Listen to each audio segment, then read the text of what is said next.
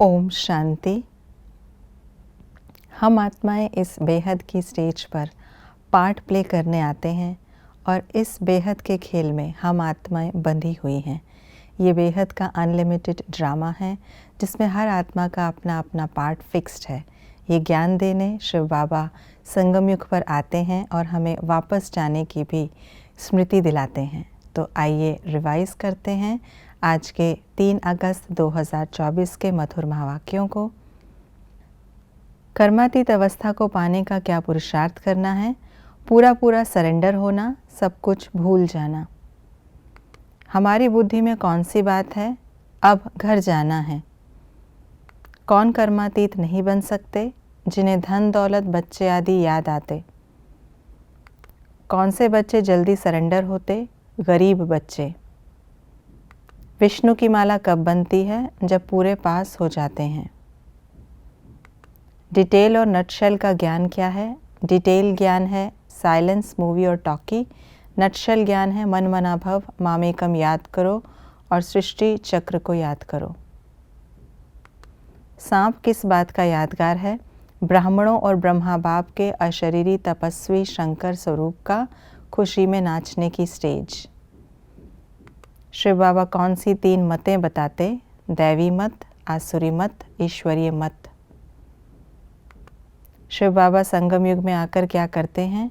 धनवान बनाते, कल्याण करते, भक्ति का फल ज्ञान देते, भगवान भगवती बनाते, राजयोग की नॉलेज देते, अविनाशी ज्ञान रतन देते, सुख धाम का मालिक बनाते, दिव्य दृष्टि द्वारा चित्र बनवाते। क्या होने से क्या होता है?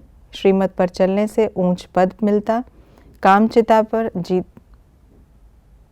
क्या होने से क्या होता है?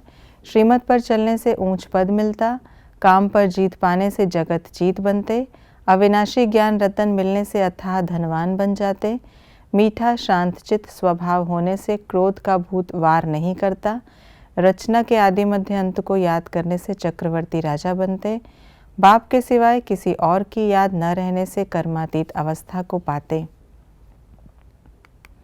किसको क्या कहा जाता है?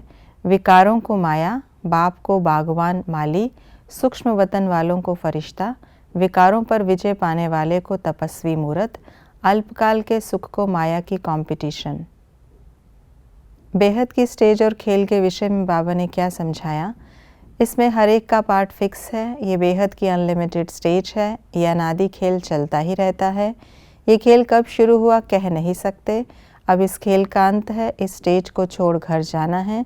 इस खेल में हम आत्माएं पार्ट बचाने के लिए बांधी हुई हैं। बाप हमें क्या समझाते हैं?